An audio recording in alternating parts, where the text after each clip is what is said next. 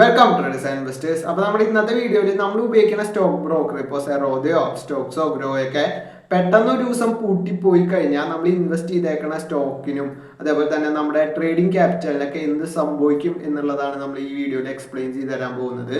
അപ്പോൾ ഇത് പല ആൾക്കാർക്കുള്ള ഒരു ഡൗട്ടാണ്.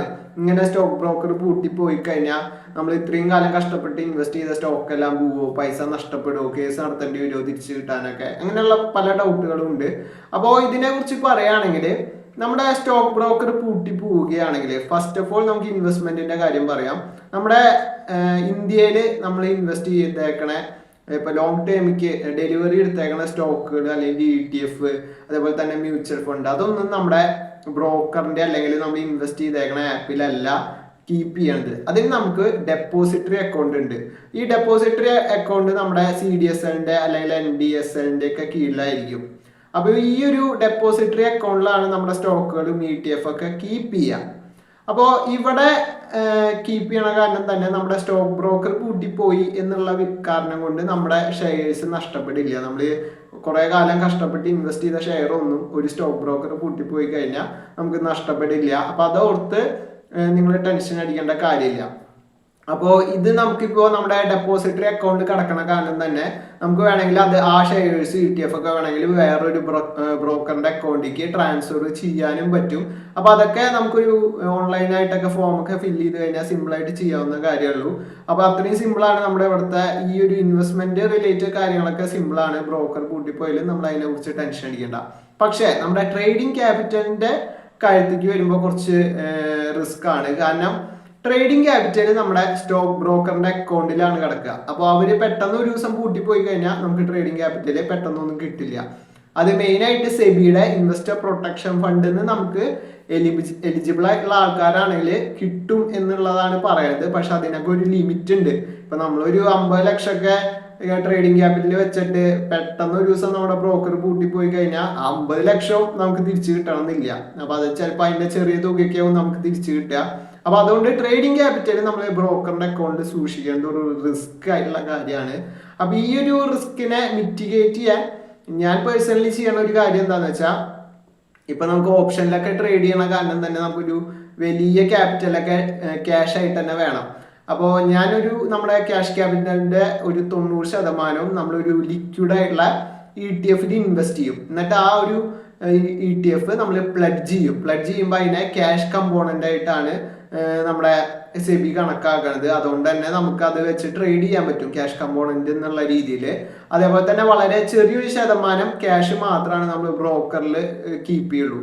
അതിപ്പോൾ ആ ക്യാഷ് പോയാലും പ്രശ്നമില്ല എന്നുള്ള രീതിയിൽ. അതെന്തിനാന്ന് വെച്ചാൽ പെട്ടെന്ന് ഒരു ലോസ് ഉണ്ടാവുകയാണെങ്കിൽ അത് ഇതിന്ന് മിറ്റിഗേറ്റ് ആയിക്കോളും. അപ്പോൾ ട്രേഡിംഗ് ഒക്കെ വലിയ രീതിയിൽ നല്ല ലാർജ് ക്യാപിറ്റലിലൊക്കെ ചെയ്യുന്ന ആൾക്കാർ, ഇപ്പോൾ ഒരു 1 lakh അബോനൊക്കെ രീതിയിൽ ട്രേഡിംഗ് ക്യാപിറ്റൽ വെച്ച് ചെയ്യുന്ന ആൾക്കാരുണ്ടെങ്കിൽ ഈ ഒരു വേ ചൂസ് ചെയ്യാനാണ് ഞാൻ പറയുള്ളൂ.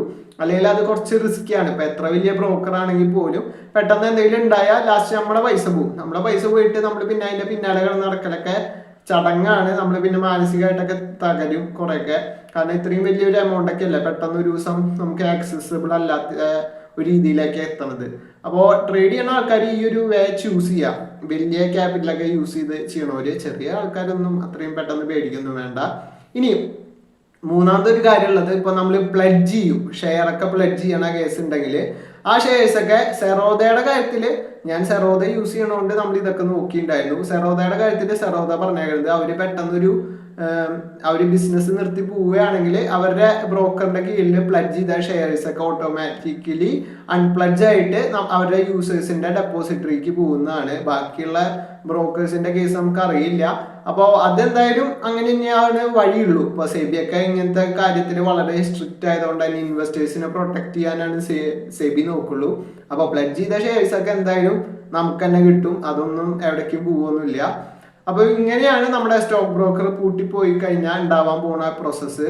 അപ്പോ ഈ ഒരു കാര്യത്തിൽ സത്യത്തിൽ നമ്മൾ സെബിയോട് വളരെ വലിയൊരു നന്ദി തന്നെ പറയണം. കാരണം ലോകത്തുള്ള എല്ലാ മാർക്കറ്റുകളെ വെച്ച് നോക്കുമ്പോൾ ഇന്ത്യത്തെ സ്റ്റോക്ക് മാർക്കറ്റാണ് ഇൻവെസ്റ്റേഴ്സിന് ഏറ്റവും കൂടുതൽ പ്രൊട്ടക്ഷൻ കൊടുക്കുന്നത്, റീറ്റെയിൽ ഇൻവെസ്റ്റേഴ്സിന്. ഇപ്പൊ അമേരിക്കയുടെ കേസ് നോക്കിയാൽ പോലും അവിടെ പോലും നമ്മുടെ മാർക്കറ്റിന്റെ അത്ര സേഫ്റ്റി ഇൻവെസ്റ്റേഴ്സിന് കൊടുക്കണില്ല പല കാര്യങ്ങളിലും. ഈ പറഞ്ഞ മാതിരി അവിടെയൊക്കെ സ്റ്റോക്ക് അവരുടെ ബ്രോക്കറിൽ തന്നെയാണ് സേഫ് സ്റ്റോർ ചെയ്ത് വെക്കണത്. അപ്പോൾ ബ്രോക്കർ പൂട്ടിക്കഴിഞ്ഞാൽ ആ ഷെയറും പോണ അവസ്ഥയൊക്കെ ഉണ്ട്. അതേപോലെ തന്നെ അവിടെയൊക്കെ പെട്ടെന്ന് തന്നെ സ്റ്റോക്കൊക്കെ താഴെ വരും. 100 നിൽക്കണ ഷെയറൊക്കെ പെട്ടെന്ന് ഒരു ദിവസം കൊണ്ട് തന്നെ $1 വരുന്ന അവസ്ഥ ഉണ്ട്. നമ്മുടെ അവിടെ ഒന്നും അങ്ങനത്തെ വിഷയമില്ല.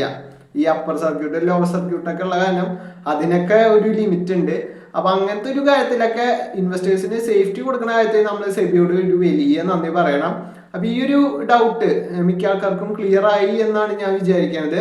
ഇനി എന്തെങ്കിലും ഡൗട്ട് ഇതിനെ കുറിച്ചുണ്ടെങ്കിൽ എനിക്ക് ഇൻസ്റ്റയിൽ മെസ്സേജ് അയച്ചാൽ മതി. എനിക്ക് അറിയാവുന്ന കാര്യമാണെങ്കിൽ ഞാൻ നിങ്ങൾക്ക് ക്ലിയർ ചെയ്ത് തരാം.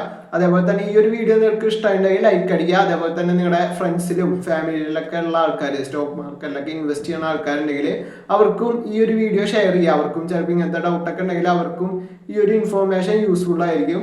അതേപോലെ തന്നെ കൂടുതൽ ട്രേഡിംഗ് ഇൻവെസ്റ്റിംഗ് റിലേറ്റഡ് വീഡിയോസിന് വേണ്ടി നമ്മുടെ ചാനൽ സബ്സ്ക്രൈബ് ചെയ്യുക.